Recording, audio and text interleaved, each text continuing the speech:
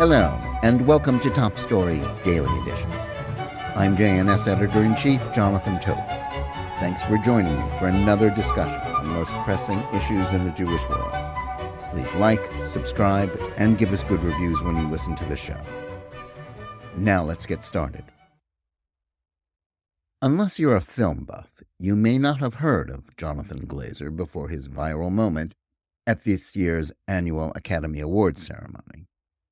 After The Zone of Interest, a highly praised film about the commandant of the Auschwitz death camp that is very loosely based on a Martin Amis novel with the same title, was named the winner of the Oscar for Best International Feature Film, Glazer appeared on the stage along with the rest of the production team to accept their trophies. Standing with producer James Wilson and their billionaire financial backer Leonard Blavatnik, Glazer, who wrote and directed the movie, chose not to speak extemporaneously, but instead read the following prepared statement. Quote, "Our film shows where dehumanization leads at its worst. It's shaped all our past and present. Right now, we stand here as men who refute their Jewishness in a Holocaust being hijacked by an occupation, which has led to a conflict for so many innocent people. Whether the victims of October the 7th in Israel or the ongoing attack on Gaza, all the victims of this dehumanization, how do we resist?" Unquote. The tortured syntax of his comments notwithstanding, what Glazer said wasn't merely deeply offensive. It marked a new low in Hollywood's descent into fashionable rationalizations of hatred for Jews. It also showed us how the new woke antisemitism works, especially when its standard-bearers are Jews with little or no connection to their heritage. As such, it was the quintessential as a Jew moment, in which persons invoke their Jewish identity to denounce other Jews. Glazer had made a movie about the extermination of Jews at Auschwitz, and on Sunday night was being showered with praise and all the financial, professional, and social benefits that go with it. But he was not content with that. He decided to use his invocation of the most painful moment in Jewish history to smear Israel and the Jews. To link the Holocaust to Israel's campaign in the Gaza Strip to eradicate the organization that perpetrated the atrocities committed in Jewish communities in southern Israel on October 7th is to turn his history on its head. Pretending that it is the Jews who are today's Nazis rather than Hamas and its Palestinian supporters is a big lie. It is the Palestinians of Hamas who are the contemporary torchbearers for Adolf Hitler's plans for the genocide of the Jewish people, as made explicit in their charter and all of their propaganda, which seeks Israel's destruction and the slaughter of its population. This sort of inversion tactic is, as the International Holocaust Remembrance Alliance's working definition of the term makes plain, textbook antisemitism. To speak of the occupation in this context is to use the word in the way the Palestinians deploy it. When they say occupation, they refer to the Jewish state's rebirth in 1948 and are referencing all of Israel, as Hamas makes explicit. Moreover, by speaking of an occupation that had hijacked the Holocaust, he was using carefully chosen language to back up the canard that the existence of the one Jewish state on the planet was the result of Jews exploiting the Nazi campaign of extermination that he had depicted on film. Zionists didn't hijack the Holocaust to help create a Jewish state. They had asserted Jewish historical rights to their ancient homeland, which they had never abandoned. The murder of 6 million Jews who lacked the power that a sovereign state would give them and who had no safe haven to go to was proof that the establishment of one was necessary and just. If anyone hijacked the Holocaust, it was Glazer. To say that the occupation led to the current conflict is also a lie if it is a reference to Israel's gaining control of Judea and Samaria, Jerusalem, or the Gaza Strip in the 1967 Six-Day War, or whether the Jews have the right to live there. The Gaza Strip wasn't occupied on October 7th. Israel had withdrawn every soldier, settler, and settlement from it in 2005, and it had been an independent Palestinian state in all but name since then.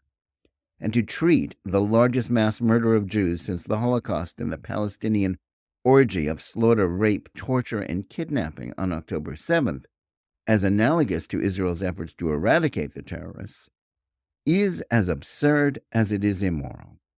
That puts the murderers on the same moral plane as those who wish to stop them from murdering again. And what else could he have meant by saying that he and his colleagues refute our Jewishness in connection with this occupation, other than to try to disassociate Jews and Judaism from Israel and its efforts to defend itself? But that is the point of such, as a Jew, virtue signaling. Such protestations that seek to differentiate the good Jews who want to tell the world that they have nothing to do with the bad Jews in Israel, and those who support them are particularly important right now. They are an essential element of the new version of antisemitism that is rooted in the toxic ideas of critical race theory and intersectionality, in which the world is divided between two perpetual warring groups, white oppressors and people of color who are their victims. In this worldview, dictated by the woke catechism of diversity, equity, and inclusion, it is incumbent that members of the oppressor class, who are all deemed as guilty of racism, as the worst neo-Nazi or Ku Klux Klan member, must repent of their crimes by embracing anti-racism. DEI deems Jews and Israel to be white oppressors of Palestinians, even though the conflict isn't racial and half of all Jewish Israelis are themselves people of color, since they trace their origins to North Africa or the Middle East. So good Jews must condemn Israel, regardless of what it or those who wish to destroy it do. And that is why Glazer, as well as those who wore red pins, which bear an eerie resemblance to the bloody hands of a Palestinian Arab who had participated in the lynching of two Israelis at the start of the Second Intifada in 2000 in an iconic photograph of that awful moment, and who were those in support of an immediate ceasefire, were doing at the Oscars this year.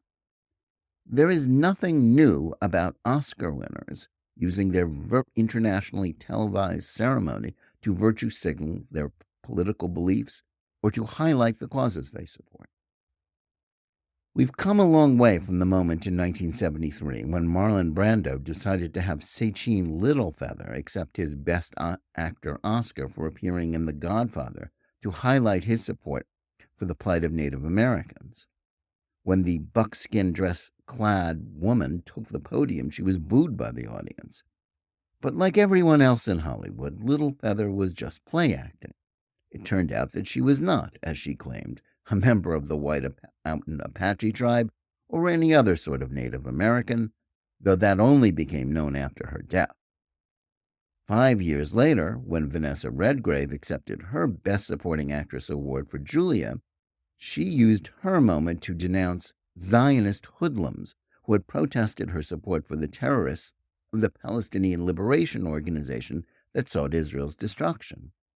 Later in the show, the writer Paddy Chayefsky, himself a 3-time Oscar winner, as well as a wounded combat veteran of the war against the Nazis and an ardent supporter of Israel, repudiated Redgrave to the applause of those in attendance. But what seemed shocking then is commonplace now. In recent years, as just about everyone associated with the entertainment industry has become more and more concerned about demonstrating their adherence to fashionable leftist causes or determined to hide their actual beliefs, if they don't, politics at the Oscars is a given. And the best way to curry favor with the woke mob that's always ready to tear apart anyone in the public eye who dissents from the current orthodoxy is to proclaim one's fealty to its causes. There was no audible booing and no refutation of Glazer's statement from any of the actors and filmmakers who subsequently were seen on stage at the Oscars. That is why so many in Hollywood are following the lead of political progressives and wrongly characterizing Israel's efforts to ensure that there will be no more October 7th pogroms as genocide. They treat the war in Gaza as an unpardonable crime, rather than a campaign that is a necessity if peace is to ever have a chance in the Middle East. It is no small irony that the only way the mass murderers who are depicted in the zone of interest were defeated and brought to justice was by Allied soldiers and airmen who were presented with the same dilemma faced today by Israel. In 1945, as American, British, and Soviet troops closed in on the last Nazi strongholds, the Germans refused to acknowledge their inevitable defeat and fought to the bitter end. As they did elsewhere, they made the Red Army fight for every street and house in Berlin. 2 million German civilians were killed in Allied bombing campaigns and the conquest of the Third Reich, and as many as 125,000 were killed in the last weeks of the war in Berlin alone. As horrible as those numbers may sound, decent people everywhere understood then that the future of civilization required the defeat of the Nazis. And if that meant German civilians must die, then so be it. They knew that massive civilian casualties, far outstripping even the dubious figures supplied by Hamas of those killed in the current war, were the price that the German nation had to pay for allowing itself to be led by a genocidal movement that most of its citizens had supported as long as the Nazis were winning the war. The Palestinians and Hamas are in a similar position today. Their ideology of hatred for Jews is hardly different from that of the Nazis depicted in Glazer's movie. Their crimes on October 7th were committed with a shameless embrace of barbarism that those who administered Auschwitz actually sought to conceal from the world. But because woke ideology deems the Palestinians to be intersectional victims and Israelis as their oppressors, fashionable opinion is adamant that the war to eradicate Hamas must stop and that the Jews must be subjected to more atrocities in the future, if not killed and robbed of their homeland from the river to the sea, as the pro-terror mobs demand. Sadly, in 2024, there was no proud Jew who would refute and denounce Glazer later in the ceremony as Chayefsky did to Redgrave in 1978. Steven Spielberg had the chance to say something, but chose to stick to his script. In contemporary Hollywood, complaints that Jews are being erased by the woke catechism that it's inextricably new Oscar diversity rules going into effect for next year's awards are ignored. It is the as a Jew celebrities who have the bully pulpit and those who would speak for the justice of Israel's cause who are marginalized. Those like Glazer, whose efforts are aimed at helping contemporary practitioners of Jewish genocide survive and win, and to do so as Jews, are a disgrace, and deserve to be remembered throughout history with opprobrium, along with the worst examples of those who betrayed their own people. They also illustrate the moral depravity of artists and intellectuals who have been captured by an ideology that enables a virulent form of antisemitism that masquerades as advocacy for human rights. Thanks for listening. Please remember to tune in every day for Top Story Daily Edition and every week for the full hour-long JNS TV program. Whether you're listening to us on Apple, Google Play, Spotify, or any of the other podcast platforms, or on the JNS YouTube channel, please like and or subscribe to Top Story. Click on the bell for notifications and give us good reviews. Please write to us at editor@jns.org and let us know where you listen or watch the show and what you think about it. And remember, keep reading and thinking for yourself.